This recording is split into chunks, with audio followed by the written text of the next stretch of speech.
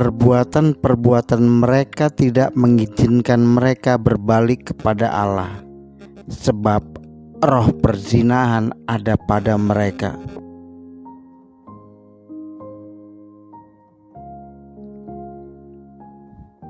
Roh perzinahan rohani ini sudah ada sejak menara Babel dibangun, di mana dia ingin ditinggikan dan disembah. Gagal di menara Babel, mereka membangun ritual penyembahan lewat patung, pohon di kerajaan Israel. Kemudian berpindah ke kerajaan Babilonia di masa pembuangan bangsa Israel.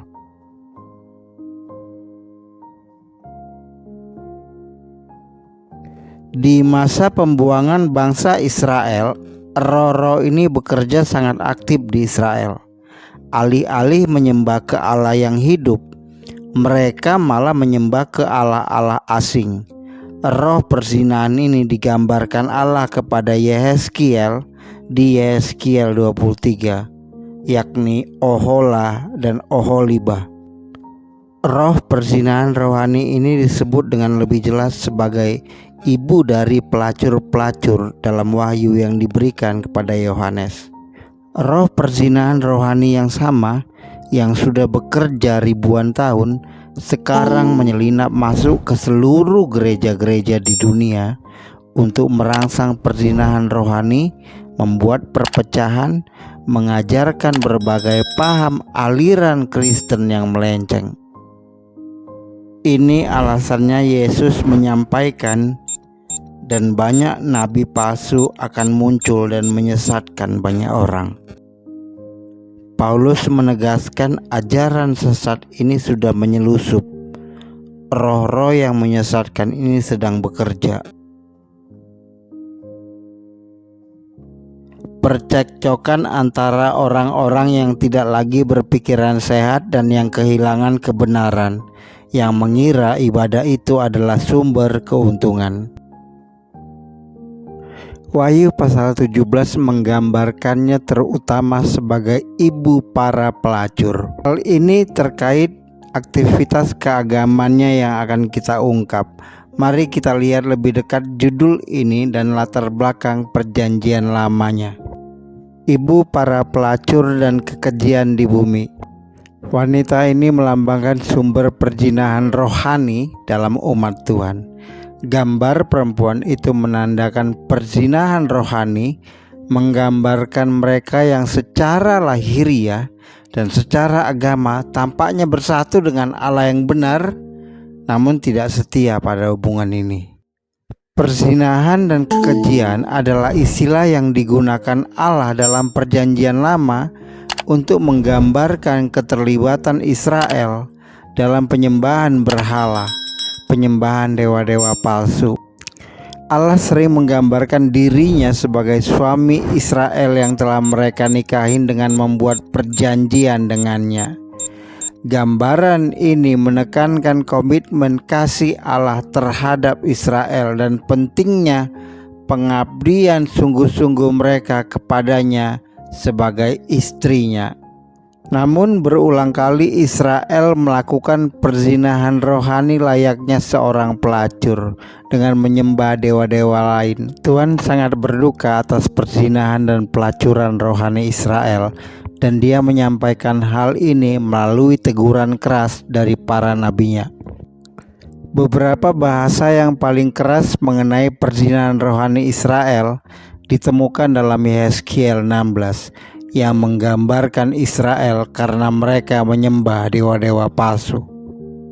Allah menggambarkan Israel secara rohani dibuat gila penyembahan berhala. Teguran yang sama ia sampaikan melalui Yesaya. Baca Yesaya 57 ayat 3-8. Parahnya lagi, Israel melakukan hal ini sambil terus melakukan ibadah ritual resmi kepada Tuhan. Yesaya 29 ayat 13. Kemunafikan yang murtad ini mengkhianati Tuhan secara pribadi dan salah menggambarkan Tuhan kepada seluruh umat manusia. Penglihatan Yohanes menggunakan gambaran yang sama. Pelacur dalam Wahyu 17 menggambarkan kekuatan spiritual yang sama yang bekerja di gereja yang berpuncak pada agama Kristen palsu yang secara lahiriah memuja Yesus namun sebenarnya mengkhianati Dia dan menggambarkan Dia secara keliru kepada dunia. Ibu para pelacur adalah roh kemurtatan. Hal ini telah memikat gereja ke dalam kemurtatan sepanjang sejarah gereja. Namun pada akhir zaman hal ini akan menghasilkan gereja yang paling murtad. Yesus memperingatkan bahwa kekuatan ini akan bekerja di dalam gereja sepanjang waktu antara kedatangan yang pertama dan kedua. Dia menubuatkan bahwa nabi-nabi palsu akan muncul dalam namaku sepanjang periode antara kedatangannya. Baca Matius 24 ayat 5. Ia juga menubuatkan bahwa di akhir zaman akan banyak bermunculan Kristen palsu yang melakukan penyesatan besar-besaran dari iman. Matius 24 ayat 10-11. Orang-orang yang memimpin kelompok ini berpegang pada kekristenan yang alkitabiah, namun menyangkal kuasa sebenarnya dari kekristenan tersebut. Wahyu 17 mengajarkan kita beberapa hal lain tentang ibu pelacur. Ia menggoda orang-orang dari seluruh penjuru dunia. Ia merayu para penguasa politik dan rakyat biasa dengan cawan penipuan rohaninya. Mereka mempunyai kekayaan finansial yang besar yang mereka gunakan untuk memikat orang agar melakukan penyembahan berhala. Bagaikan binatang, ia membenci pengikut Yesus yang sejati.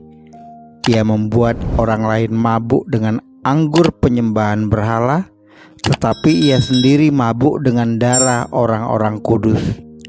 Bukan berarti tidak ada orang Kristen sejati dan setia di gereja yang murtad. Biasanya ada sisa orang-orang percaya sejati yang tetap berada dalam kelompok ini sebagai terang bagi Kristus. Paulus membicarakan tema yang sama dalam 2 Timotius 3 ayat 1 dan 5. Ia memperingatkan bahwa guru-guru palsu akan menyusup ke dalam gereja. Dengan kata lain, mereka akan menciptakan agama Kristen yang menyangkal kekuatan sebenarnya dalam agama Kristen, yaitu Yesus yang hidup, yang menawarkan pengampunan penuh atas dosa-dosa kita dan hubungan cinta pribadi dengannya. Orang Kristen perlu mewaspadai penipuan rohani yang dilakukan oleh para guru dan pemimpin Kristen palsu. Yesus berpesan kepada seluruh pengikutnya untuk mewaspadai hal ini.